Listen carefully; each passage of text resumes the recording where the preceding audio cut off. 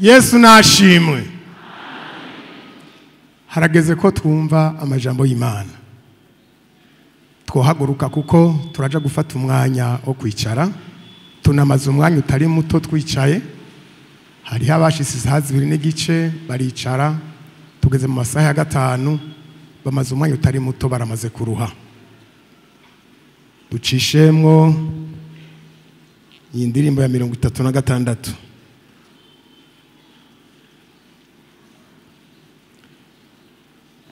Dusaba umwe hacashikana senge twumva ijambo ry'Imana.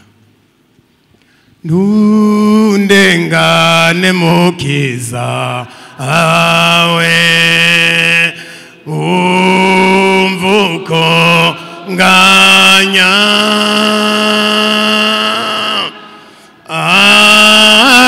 ugendera muba andi nanje nusige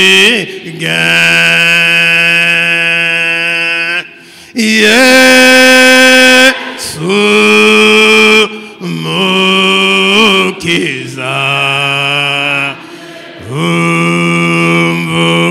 umvukonga nya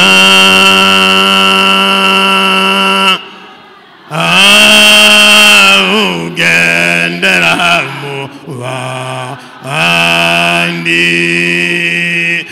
nanje nusige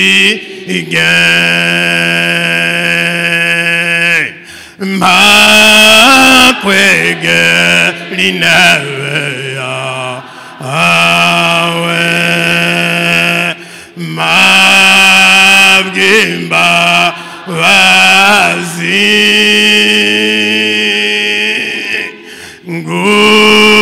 ngufuka miemba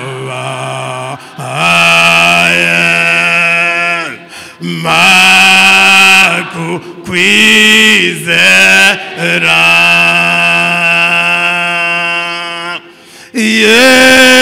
Yesu mukiza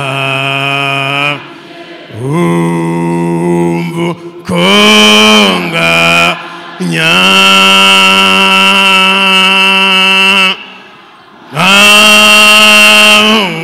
ugendera muba andi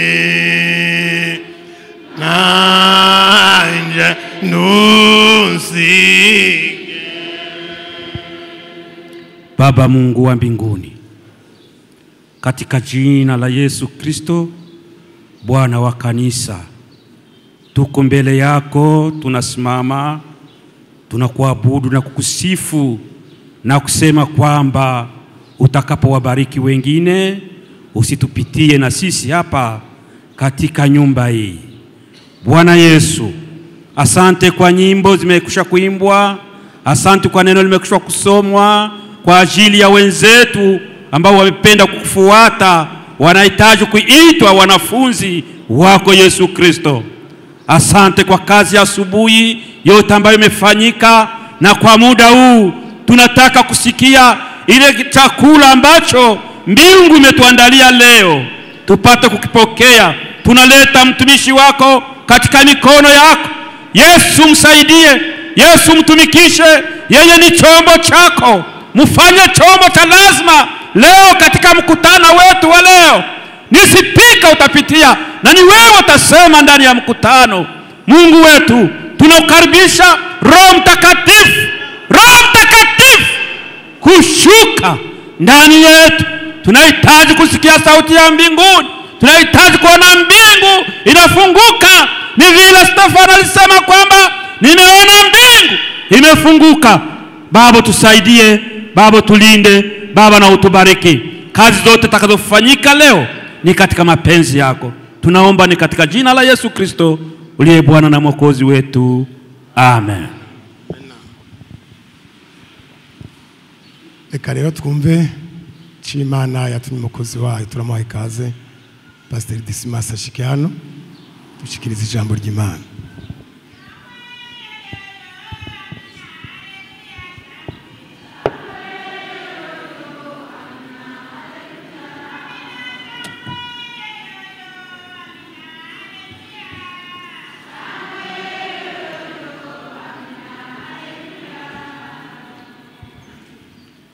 Yesu Kristo nashimwe. Twongeye kubaramutsa tubagumira cyane gose mu izina ry'umwami wacu Yesu Kristo. Amahoro y'Imana akomeze kubana natwe twese. Turashimiye Imana yacu yo mu ijuru itugiriye ubuntu butangaje nk'ubu, twemereye ko uyu munsi uruta iyindi minsi yose ko duhagarara imbere y'umugeni wa Yesu Kristo. Byanteye umunezero mwinshi cyane ko uyu munsi mpagaze imbere y'iri shengero ry'Imana muri ubwiza bwa Kinama. Kuri jewe numva mfise umunezero mwinshi cyane.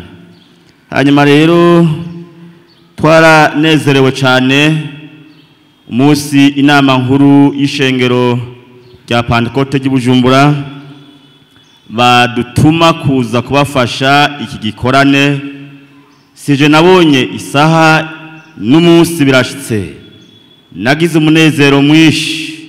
Mu minsi yose nari maze ngaho mu bwiza bwa Dorosari, iyi ndwi yambereye nziza cyane ko ryabaye ijyambere ninjirira muri ubu bwiriza bwo mu Kinama, naho twarabazimyamuriro namwe mukaba abazimyamuriro.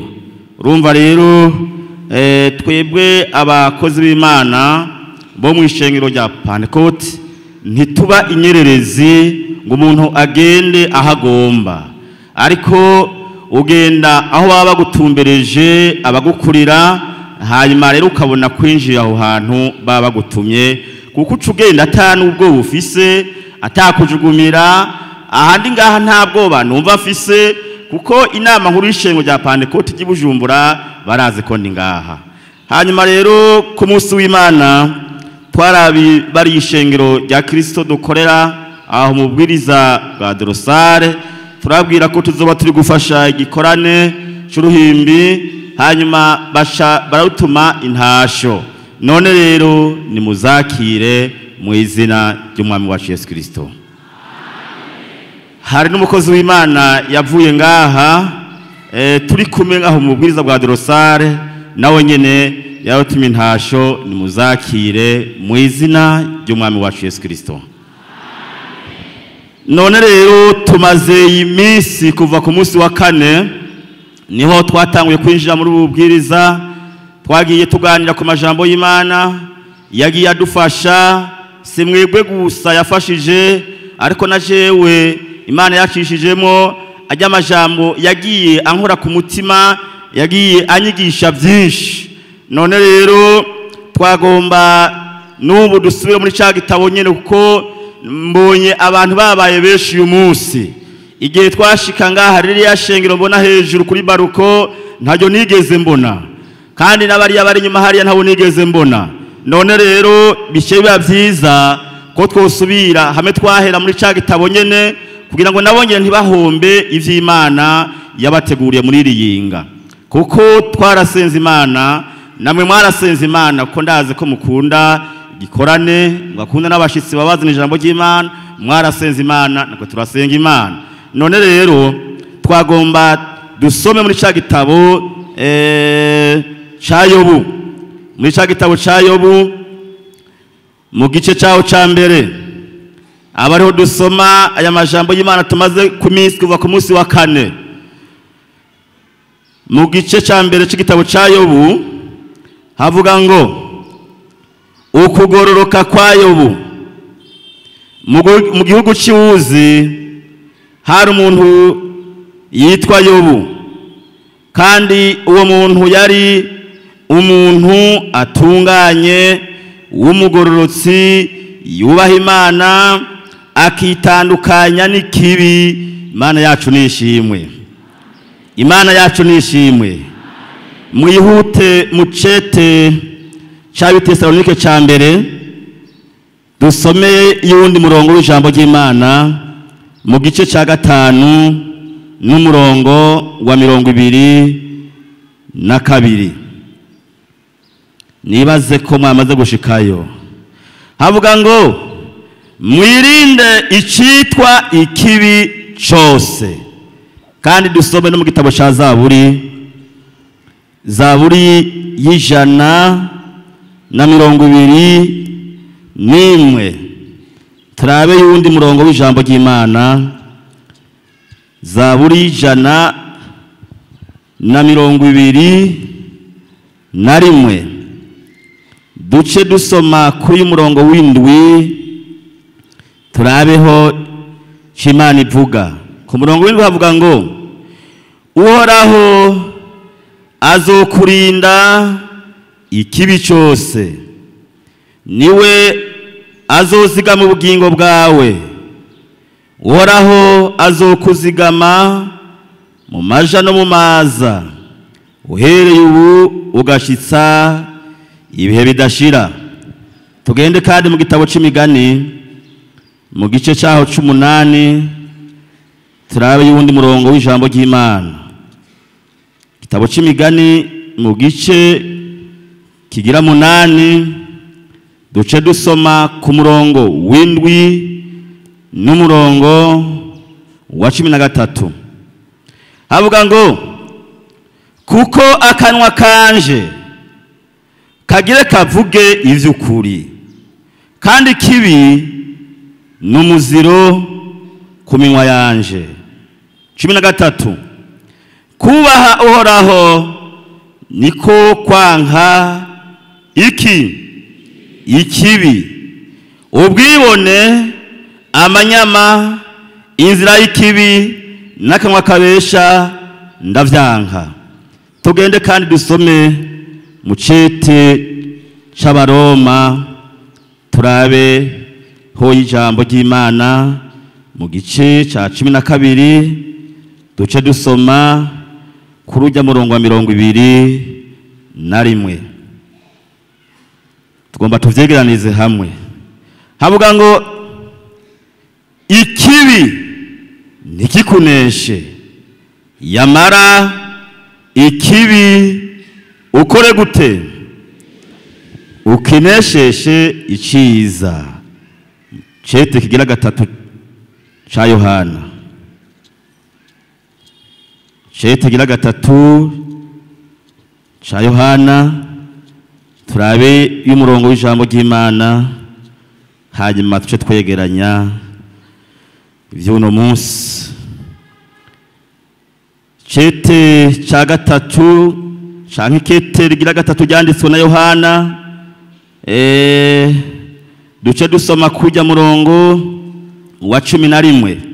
Nta bice ariko umuntu yoca afata ko ari igice ca mbere nyene ku murongo wa 11.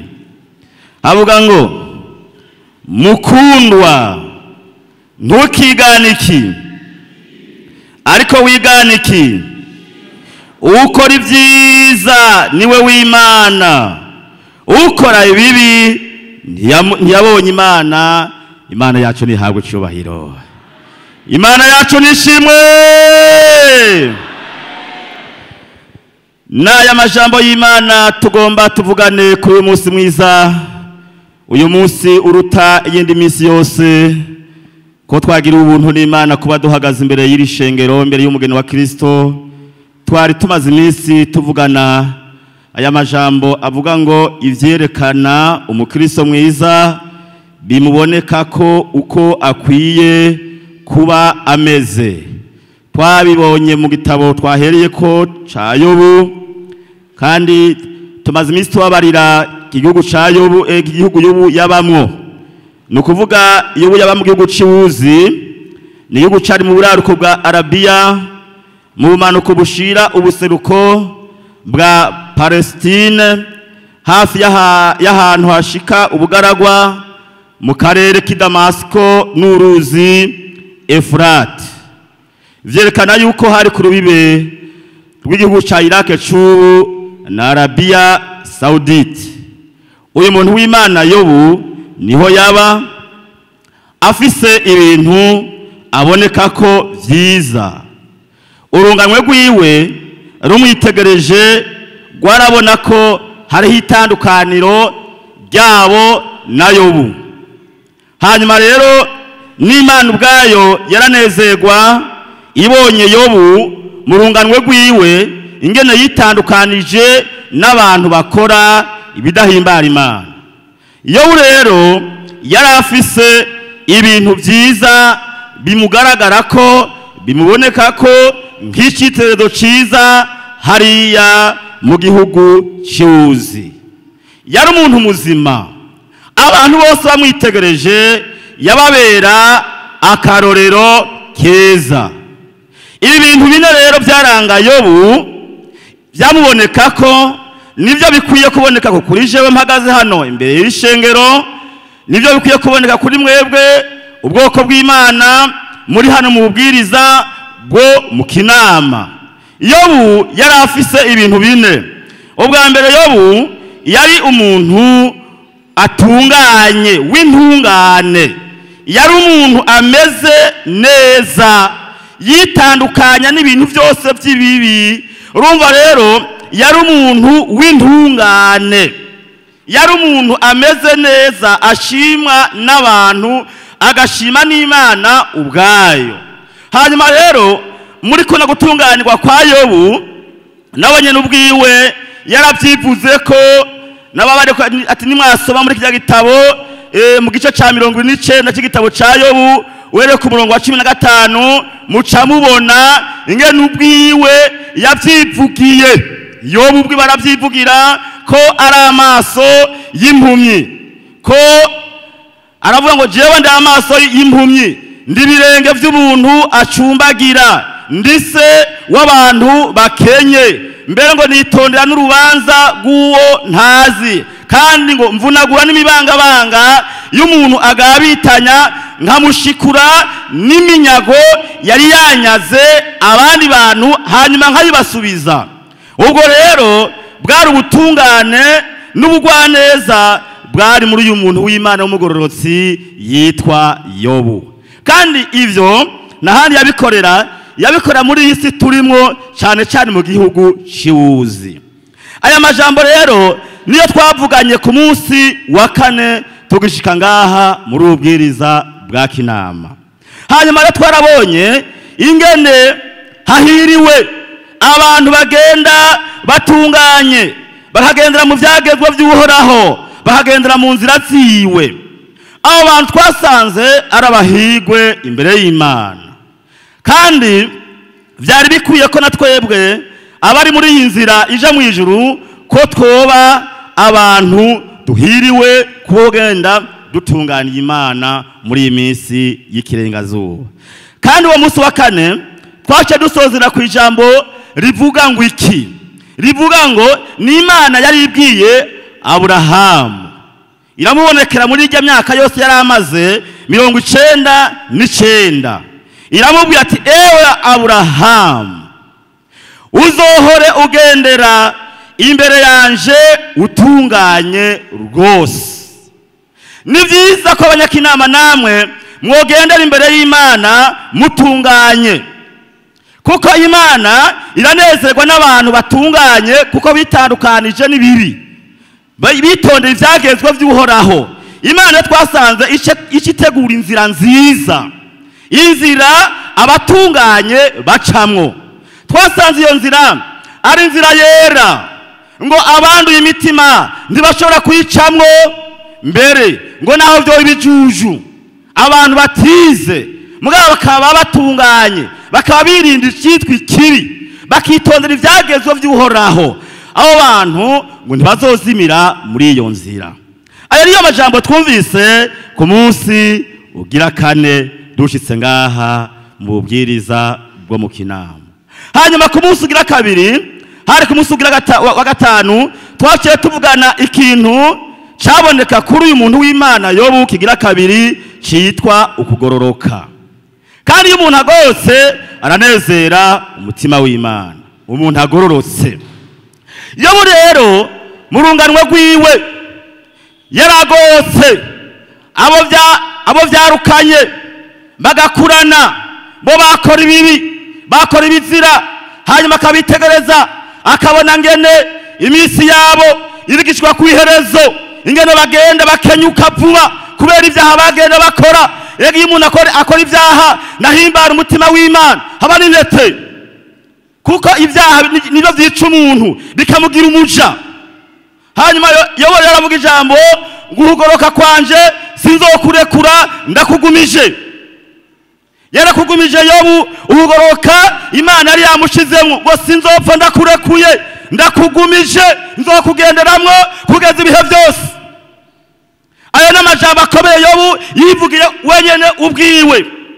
Hanyuma rero tuca tubona ingene Imana ubwayo ari umugororotsi, kandi ko Imana ikunda ivyo kugororoka. Vyumvikana ngo Imana irakunda cyane abantu bagororotse bitandukanije n'ivyaha, ngo bagenda batunganye rero ngo bazoraba mu nyonga hiwe. Abatunganye Imana bahagororoka. Isaha izogera turabe mu nyonga z'Imana. Yesu wacu nashimwe, Yesu wacu nashimwe. Tuzoraba mu nyonga z'Imana. Hanyuma rero tuca turabona rero ingana amajambo y'Imana yagiye avuga ku vy'ugororoka. Bibiliya yavuze ngo wakunze ivy'ukugororoka wanka ubugararici bwose urabwanka, ngo ivyo nivyo vyatumye Imana ikurobanuza amavuta y'umunezero ikakurutisha abagenzi bawe.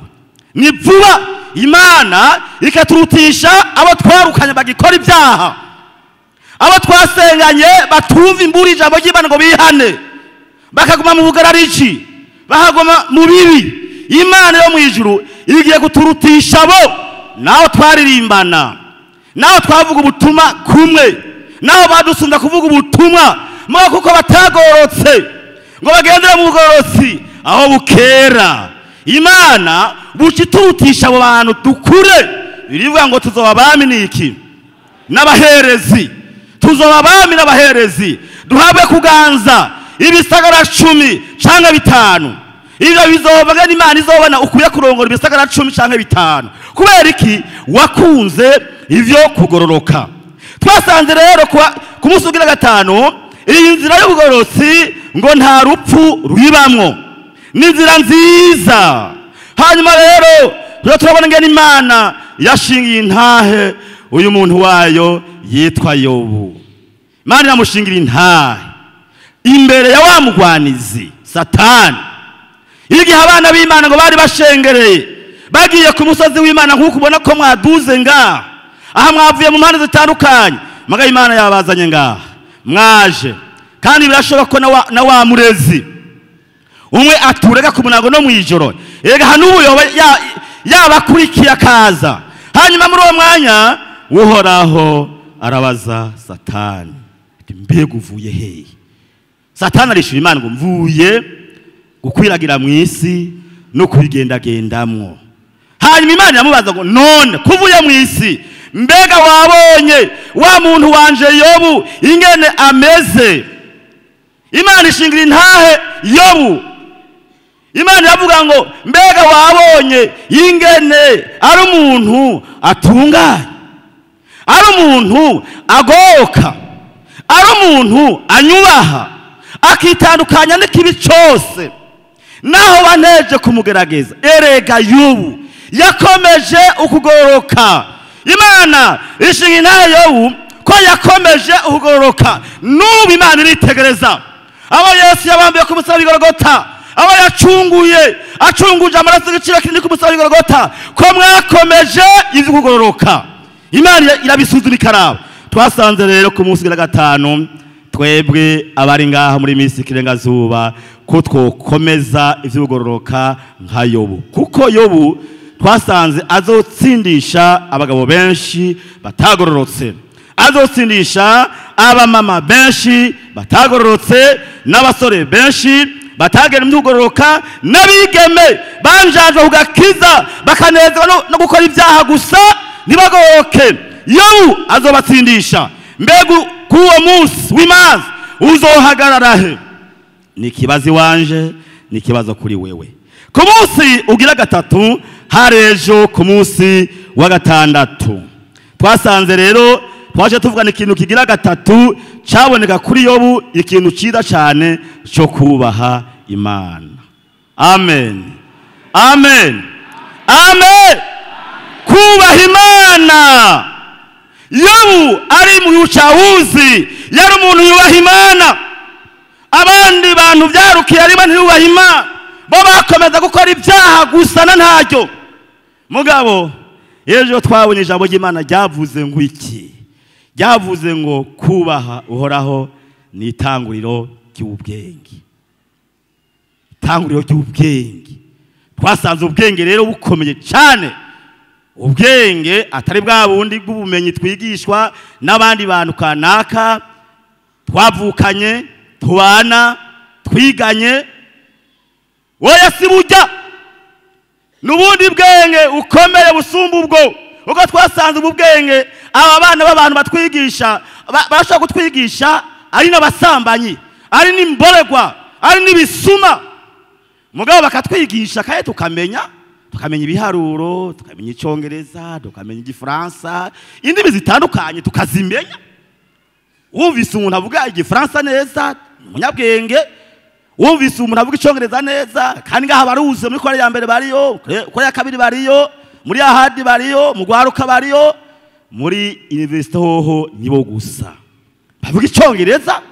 Tuvuga tuti aba n'abanyabwenge kuko barigisha ubwenge n'ingene botwara igihugu, ingene boganza, ingene bojera ubutunzi neza bw'igihugu. Ivyo barabyize barabizi cyane. Mugabo twasanze ubu bwenge ijambo ry'Imana rivuga subwo n'ubwenge butangwa na mpwemu yera. Nace nabariya nti nimwasoma hariya mu cete ca mbere ca Bikorinto muri kijya gice ca 12 ku murongo w'8 hari ijambo rivuga ngo kuko mwaheshwa n'uwo mpwemu ijambo ry'ubwenge, ubundi ageshwa n'uwo mpwemu ijambo ryo kumenya. Mpwemu rero iyo tumaze kwihana ibyaha, naho noba ndikijuju ntiza n'ishuri nimwe, naho noba ntaciye no mu wa mbere ngo ni zijya ndome a i u o e ngo ndazige, mugabo kuko nitondeye ibyagezwe by'uhoraho nkazitondera neza, ngatinya icyaha, nkagendera mu nzira horoka, Imana icinezerwa tujya muntu wanje nahatiza amashure. Genda mpwemu umuhe ubwenge. Mpwemu aca yihuta akaza kabushungwe akaja mu ubwo bwenge bwo kwirinda icyaha. Uko umunyabwenge ari ngaha yahawe ubwenge n'Imana, bwavuye ku Mana bukaza, uwo munyabwenge aha mwaje mu ishuri y'Imana, mwese aha muri mu ishuri y'Imana. Aha tuko turigisha ivy'uru rugendo, uko twebwe ibyo twiga muri ishuri y'Imana bitandukanye na bya bindi mwiga muri university, biratandukanye cyane kandi aho binahuriye. Uko twebwe twigishwa ibintu bikomeye cyane. Hanyuma rero umunyabwenge rero aramenya akumva ibyo Imana yabujije gukora, agaca bitinya. Imana ivuze ngo ntugasambane, ntukibe, ntukageze ibinyoma mugenzi wawe, ntukifuze umugore wa mugenzi wawe. Uwo muntu naho yobatize izo ndome nababariye, kubera ubwo bwenge afise acatinya icyaha. Uko nazi icyaha ko ari kibi, gikura umuntu ku ntebe kikamisha rikamumwavu, aca agatinya icyaha. Uwo muntu w'Imana ameze uko. Hanyuma rero twasanze mbere wanashima abo bantu bigishwa n'abandi aha mu isi badafise ubwenge buva kuri mpwemu yera, naho yoba yarize akaminuza akabaza icyongereza, akabaza indimi zose, mu gihe akora ibyaha twasanze ari uko ijuru rimubona. Narabaje ikibazo ati mbega iyo umuntu akuye impuzu, murazi umusambanyi yoye gusambana barakura impuzu, bagiye muri hotel bayanukana bagakura impuzu, naho yoba yarize ayo mashuri yose yaha mu isi agakura impuzu akazimanika hajya, hanyuma bakacayo bakamenja. Nabo baje ngo mbega umuntu agenda gusa bamwita gute? No mubivuge, umuntu atambaye impuzu bamwita gute? Bamwita umusazi. Twasanze uwo muntu rero imbere y'Imana, imbere y'ijuru aba ari umusazi. Twasanze ari umusazi. Umusazi niwe agenda atampuzu yambaye kuko nta bwenge agira, bwarayereye. Iyawe yarafise ubwenge, yo kwiyubaye gukora ikintu bita icyaha, birabaje guta impuzu wari warakijijwe ugahenera Imana. yewe wa mugabo we, yewe wa mukenyezi we, yewe wa musore we, yewe wa mwigeme we, urababaza ijuru. Uri kurasubiza ku musaraba umuye kubambirwa. Erega icyatumye Yesu Kristo aza kwari kugira ngo adukure kw'iyo myanda y'ibyaha hanyuma tubireke. Ariko birababaje cyane kubona abantu bagikora ibyaha kandi ubwenge bwaratanzwe. Mpemu yera ari wabuzana akabashira muri uwo muntu yatahuye akareka ibyaha. Hewe va muri ibyo byaha uhungu burake bw'Imana. Imana ntizovyihanganira. Imana ntizovyihanganira bene data. Iragomba ko abantu bayo bagenda bubaha Imana bakayubaha cyane, Imana ikanezerwa. Yesu nahabwe cyubahiro, Yesu nashimwe. Ariko uyu munsi tugomba tuvuge kuri amajambo makeya twamaze gusoma muri Bibiliya ku kintu kigira kane cyaboneka kuri umuntu w'Imana Yobu. Yobu yitandukanye n'ikintu cyitwa ikibi cyose. Abantu bo mu cyawuzi barakora ibibi gusa na ntajyo. Mugabo Yobu we yitandukanye n'ikintu cyitwa ikibi cyose. Imana igomba rero ngo abakristo muri ngaha mwitandukanye n'ikintu cyitwa ikibi. Uko umuntu akora ikibi ntazobona Imana. Amen, amen. Kandi Imana abayo irabanezerwa irabakunda. Nagomba ndabashinga intahe gatoyi cyane. Intahe ngomba ndabashingire sindayivuga yose, mwagombe mvuge bikuru bikeya cyane.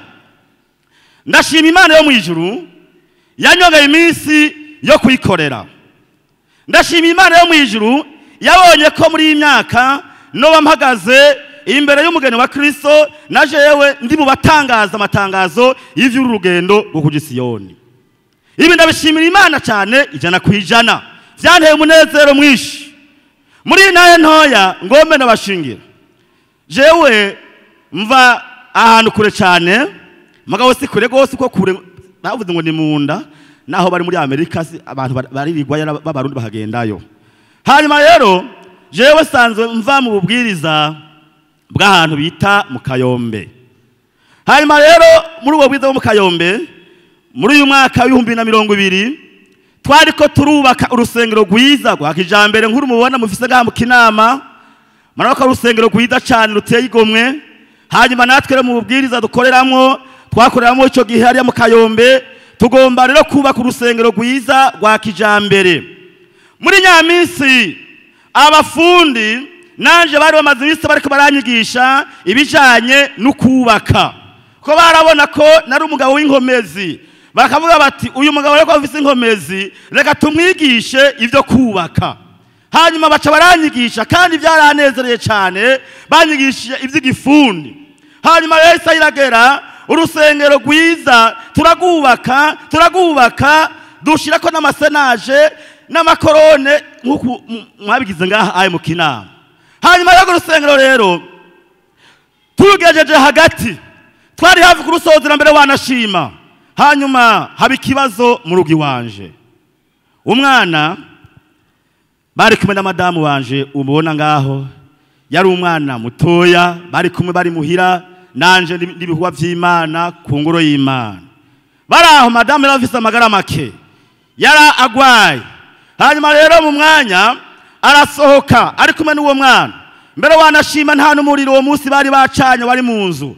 Baca barasohoka gatoyi umwana aca musiga ngaho imbere y'igishima ryaho. Hanyuma rero aca kubitira nk'ugiye nyuma gatoyi mu itongo. Aza yumva atari umwanya mazeho wa mwana ariko aravuza induru arira cyane. Madamu rero yiyumviriye yuko yoba ari inka imusetse ihembe. Aca arihuta aje kuraba habe wa mwana musiga ahagaze azabona impuzu yambaye ziko zaka umuriro. Urubeya ruko rwakigimba. Hanyuma rero muraza abantu b'amama kenshi umugendana amarira n'ubwoba bwinshi. Madamu yumva ubwoba buramutekeye. Mugabo ico yakoze yaciye yihuta ngo tabara uwo mwana. Umuriro wari watwaje ari mwinshi. Aca mukura za mpuzu arazimukura. Mugabo umwana yarangutse yahiye, aha mu mukondo, aha ku bibero n'aha mu ruhanga yahiye. Urumva umwana yabaye nabi. Hanyuma madamu bashiye banyandikira message ati uyu munsi nturare ku rusengero, ugerageze utahe kuko hari ikibazo cyabaye muhira. Hanyuma rero ntashe sanga ku by'ukuri umwana yahiye yabaye nabi. Muri iyo minsi rero turarabwe tumujane mu bitaro byahariya ruguru iwacu, biranka baca batugira inama ati mutwara hano Mutumba, ndazi Mutumba murahazi naho hiyo gatoye ngaho, tuja tumuzanaho. Hanyuma rero abaganga baramukurikirana. Hanyuma rero subira ruguru jewe mu bikorwa by'Imana, nsubira mu bikorwa by'Imana ngo mende bicagure gatoye, subira mu bikorwa by'Imana. Hanyuma urusengero twago turagubaka neza, twago turusoze turangize, twagire turusoze. Ico gihe abateranya abasudira amatagi nkaya bariko barasudira mu rusengero indani. Hanyuma uwo munsi wari umunsi wo kumariza amatafari ya nyuma, amatafari ya nyuma. Hanyuma rero jewe rero abafundi barambarira bati mwarimu tisa kubera wowe uri muremure udusumba uca ugenda hagati muri korone abarosha ku itafari rya nyuma, nanje byanteye umunezero aho ngomene bicagagure simvuga byose, nanje bintera umunezero canda duga hejuru hahandi nyene muri korone hari muri pinya y'umunara urusengero, muri pinya y'umunara urusengero. Hanyuma rero nubaka numva vise umunezero ndigosha itafari kuyikamba neza ndyohewe. Ariko mukanya ngako gukubita urugohe, mukanya nkako gukubita urugohe nta wuzi ingene vyagenze. Urusengero rwatemukiye muri senaje yo hasi ruca ruratemuka. Nasubiye gutora ubwenge haize iminsi 16 ndaha mu bitaro muri Rwakaredi, ntazi ivyabaye. Sinzi ngene bamvanye mu Kayombe bakanjana mu Rumonge, kure bitaro mu Rumonge bakamvanayo muri iryo joro nyene naho mu Gisagara Bujumbura, ivyo jewe ntavyunzi, sinzi ni habari. Hanyuma muri ico gihe rero iyo minsi iheze 16 iheze neza, niho Imana yagarukana akenge karagaruka, kuko abakozi Imana bari bangwaje basa nabaraririye ko nshikana, kuko urumva nibyo navuga kwari kudedemba. Barababimbara ngo nagomba ngo zana amatafari, ngo zana amatafari. Muri iyo minsi umva nagomba ndedemba. Hanyuma rero twari kuri iryo yinga twari twiteze korale iva imuramvya, Muramvya haruguru mu karere ka Muramvya. Hanyuma no kuvuga rero nzanzamutse mvuye mu itiro nogeranya n'iry'urupfu, mvuye muri iryo tiro ndazanzamuka. Hanyuma nzabona njyamye ahantu mbona abandi bantu bajyamye, mugabo caniyumvira yuko ishengero ryinjiye kumbe twagumye tujyama. Uwo munsi wari umunsi wa gatanu. Hanyuma rero numvise hajya muri Rwakarede nyene hari ahantu abanyeshure bumvira ijambo ry'Imana. Uwo munsi umupastori yitwa Salvatore yari kavuga ubutumwa bwiza, numva ariko arasemerera, ariko aravuga ubutumwa bwiza. Niho rero nazanza mukava muri iryo tiro. Hanyuma umukozi w'Imana yarangwaje asharanyegera abonye nzanzamutse, ntangura rero kudedemba. Hanyuma ndabaza ngo mbega turi he? Aha turi nihe? Aha turi nihe? Umukozi w'Imana arambarira ngo aha turi muri Rwakaredi.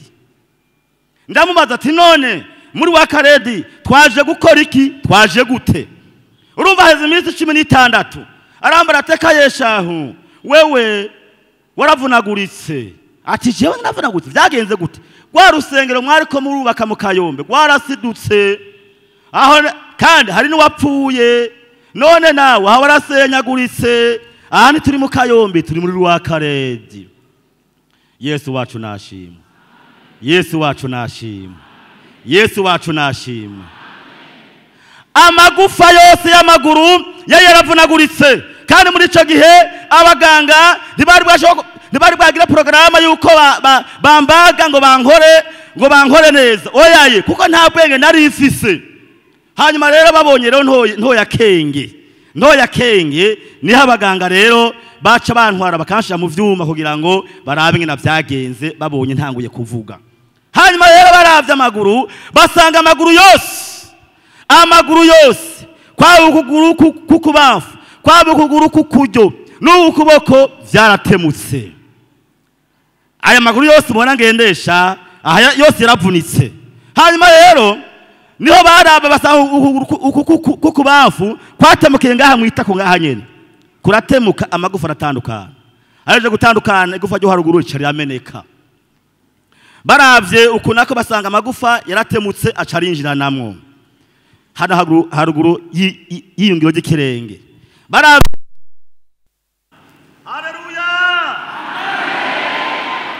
bararaba ngene bo bigenda muca muvyumva. Aha rero tureba muri rusangi ahandi ikibuga ca Yesu Kristo. Ibi ndabishimira Imana cyane kuko Imana yanyongeye iminsi yo kuyikorera kugira ngo nongere mvuga ubutumwa bwiza. Kandi muri ico gihe Imana mu kumvura yarabinyarutsa cyane. Abantu b'Imana basanga mu bitaro baza kunsengera abo ntazi, bakansengera kugira ngo Imana, kuko wari umugambi w'Imana. Hanyuma rese iragera basubiza mu bubwiriza, naje mvamo bwo mu Kayombe. Hanyuma ngaza mu bubwiriza, ikintu ngomba gushimira Imana, nakumanja mikwa vy'Imana ngendera ku mabekiye uko sere bwakire neza. Nubu sindakira oyaye, nubu sindakira kuko aha nubundi ngiye urugendo rurerure, amaguru yanje ndababara, nkagira amagogwa menshi cyane mu maguru. Mugabo nkagerageza ikintu shimira Imana yo mwijuru. Ndashimiye cyane Imana yo mwijuru yaciye mu bungere bishingo rya Pentecote ry'Ibujumbura, bakanyiyumvira ko batananze, bakanyiyumvira ko bakamvana muri ya misozi miremire, bakanzana hano mu gisagara cy'Ibujumbura ahantu hameze neza kugira ngo ndakore.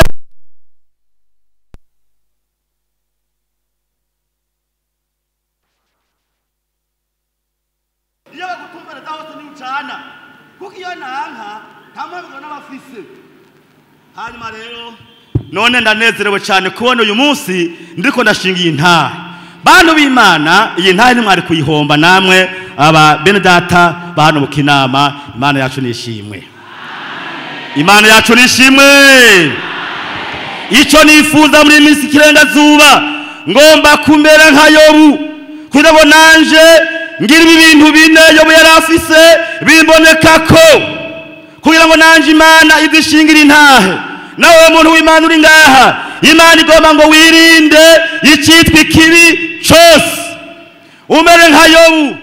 Reka kuja mu bibi, reka kuja mu vyaha. Abantu bakora ibibi barababaza umutima w'Imana, ariko umuntu afise imigabo myiza yo kwirinda ikibi.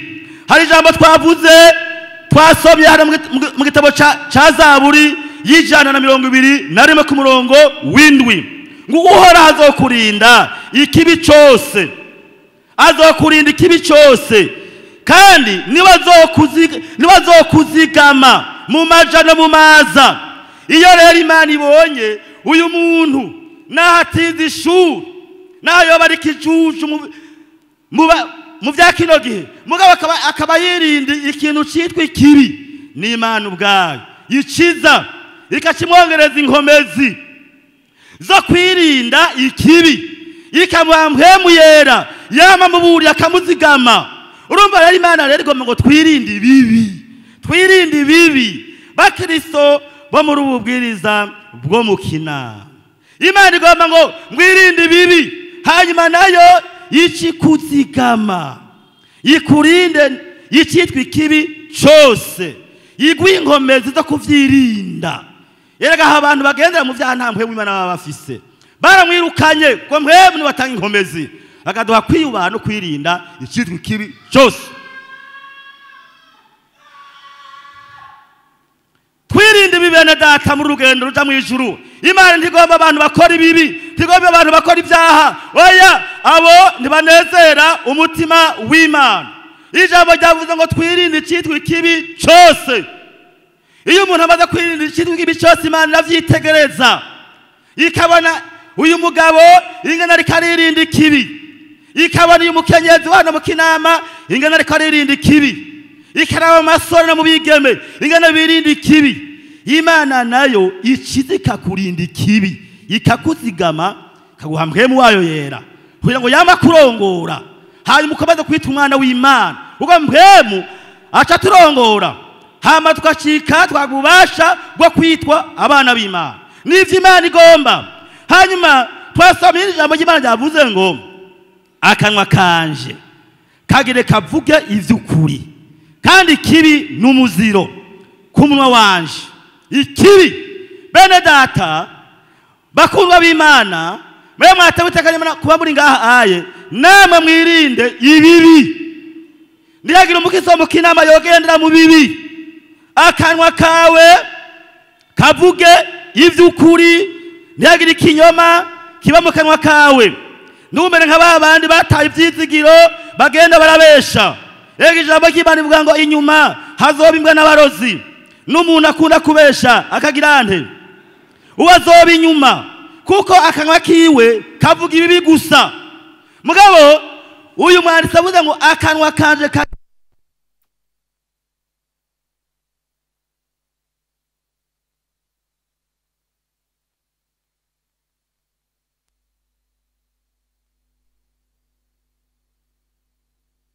bwamaze abantu bakino gihe ati rero ubwibone n'amanyama.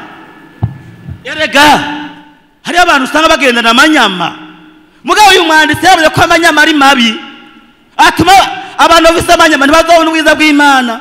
Haravuga ari ijambo rikomeye, haravuga ngo ubwibone, amanyama, inzira y'ikibi n'akanwa kabesha ndavyanka. Hari itandukaniro rikomeye. Erega bamwe muri misikirangasuba barakunda ivyo bintu uyu muntu yanse, barakunda ubwibone, barakunda amanyama, barakunda inzira y'ibibi. Heje mwaravyumvise ngaha nagize umubaro mwinshi cyane. Abantu bakunze ibibi, abantu bakunze ibibi, narababaye nagize umubaro mwinshi ku munsi w'ejo.